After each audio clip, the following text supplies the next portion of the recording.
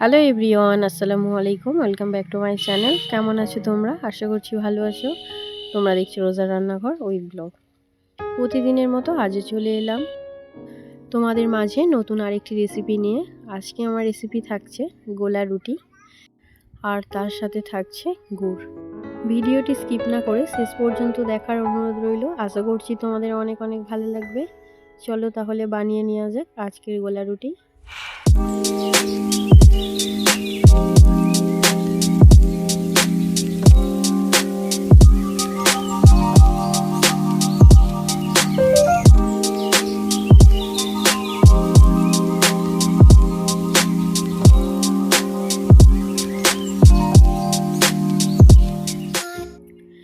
গোলা রুটি বানানোর জন্য এখন যাচ্ছি রান্নাঘরে। দেখো আমার রান্নাঘরে প্রথমে শুরুতে দেখো দুই সাইডে কি সুন্দর ফুলের গাছ লাগিয়েছি আমি। গাঁদা ফুল, শীতকাল মানেই তো গাঁদা ফুল, ভীষণ ভালো লাগে।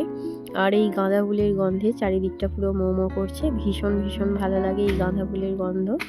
আর শীতকাল মানেই তো গাঁদা ফুল। তো আর কার কার ভালো লাগে আমার মতো গাঁদা ফুল, অবশ্যই তারা কমেন্টে জানাবে। যদিও শুধু গাঁদা ফুল না, সব ফুলই আমি ভালোবাসি। ফুল চারাগুলোতে একটু আমি জল দিয়ে নিলাম। এবারে বানিয়ে নেব গোলা রুটি। গোলা রুটি বানানোর জন্য দেখো এখানে আমি কি কি নিয়েছি। ময়দা নিয়েছি, আর নিয়েছি স্বাদ মতো নুন আর জল, আর কিছু লাগছে না। আর যেহেতু এখন শীতকাল, এই গোলা রুটি খেতে ভীষণ ভীষণ ভালো লাগে। আর গুড় পাওয়া যাচ্ছে মানে তার কোনো কথাই না, গোলা রুটি ভীষণ জমে যাবে। ভাবলাম সকাল সকাল উঠে পড়েছি তো তাহলে আজকের ব্রেকফাস্ট গোলা রুটি। যেমন কথা তেমন কাজ, ময়দা নিয়ে বসে পড়লাম গোলা রুটি বানাতে। ময়দাতে নুন আর জল দিয়ে একটা স্মুথ ব্যাটার বানিয়ে নেব। দেখো ব্যাটারটা আমি বানিয়ে নিয়েছি, কতটা স্মুথ হয়েছে দেখো, একটু দানা ভাব নেই। খুবই সুন্দর হয়েছে ব্যাটারটা। এবারে আমি গোলা রুটিগুলো বানিয়ে নেব।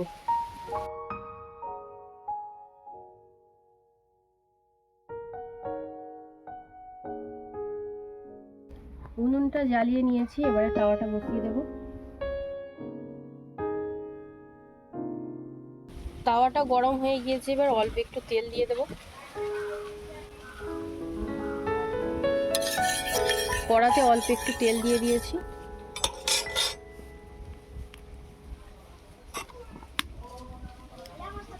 এবারে ব্যাটারটা দিয়ে দেব।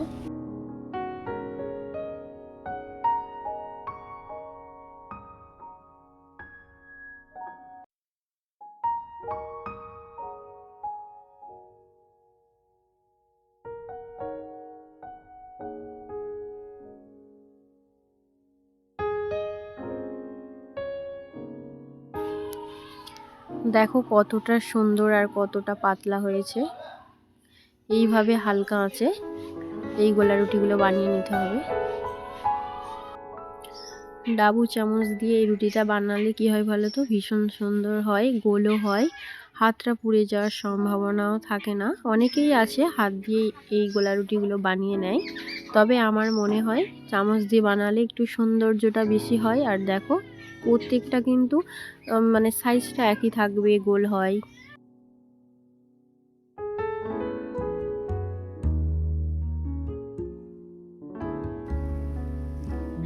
তবে ব্যাটারটাকে খুব স্মুথভাবে করতে হবে। তোমরা নিশ্চয়ই দেখতে পাচ্ছ ব্যাটারটাকে আমি কতটা স্মুথভাবে বানিয়েছি। দানা দানা ভাব থাকলে কি হয় বলো তো, ঠিক যেন হয় না। আর এটা দেখো মানে কতটা মসৃণ টাইপের হচ্ছে। আর অল্প অল্প তেল দিতে হবে একদম, মানে না দিলেও চলবে, মানে কড়া থেকে ওঠার মতো একটু তেল দিলেই হবে। একবার দিলেও হবে, আর তোমরা যদি চাও একটু বেশি বেশি তেল দিতে পারো, কোনো অসুবিধা নেই। যেহেতু এই রুটিটা গুড় দিয়ে খাওয়া হবে, তার জন্য আমি অল্প করে তেল দিচ্ছি। দেখো কত সুন্দর হচ্ছে, দেখো একদম গোল হচ্ছে, একটু মানে এদিক ওদিক হয়নি। দেখো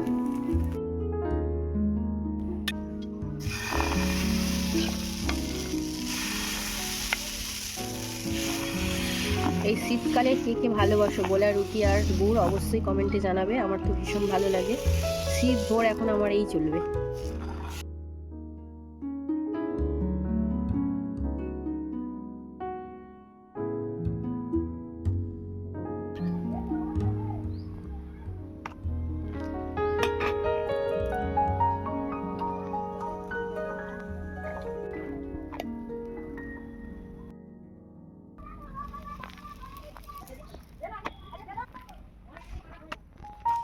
গোলা রুটি বানানো প্রায় শেষ। দেখো লাস্ট যে ব্যাটারটা ছিল সেটা দিয়ে একটা ছোট্ট মতো গোলা রুটি বানিয়ে নিচ্ছি আমার বাবার জন্য।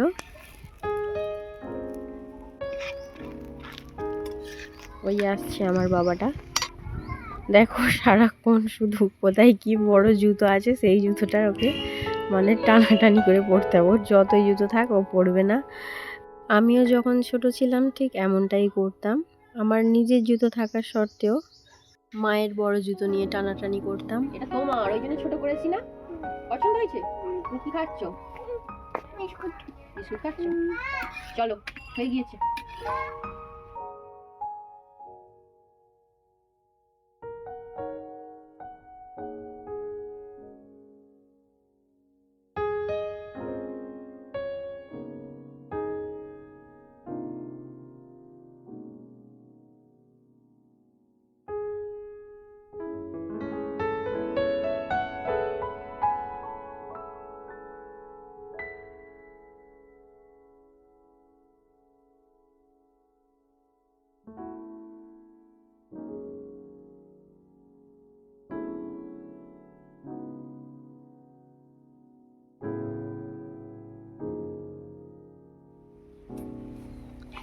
কেন খাও, খেয়ে বলো তো কেমন হয়েছে।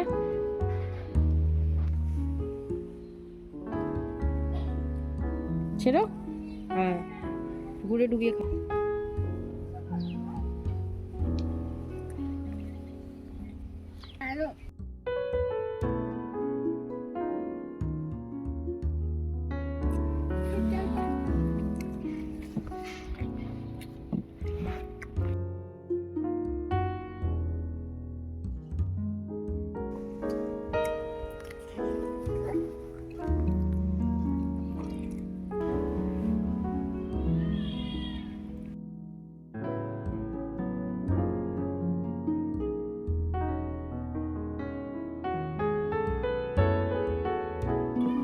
সত্যি দারুণ হয়েছে।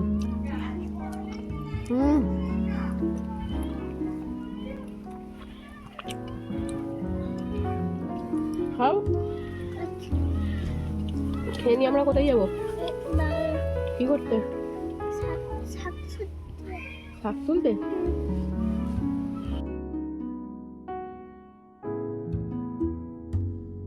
আমার আজকের গোলা রুটি তোমাদের কেমন লেগেছে অবশ্যই কমেন্টে জানাবে। যদি আজকের রেসিপি ভালো লেগে থাকে লাইক কমেন্ট শেয়ার সাবস্ক্রাইব করে আমার পাশে থেকো। আর যারা ফেসবুক থেকে দেখছো অবশ্যই আমার পেজটা ফলো করে দিও। দেখা হচ্ছে আবারও নেক্সট অন্য কোনো রেসিপির সাথে। ভালো থেকো, সুস্থ থেকো, পরিবারের খেয়াল রেখো। বাই, আল্লাহ হাফেজ।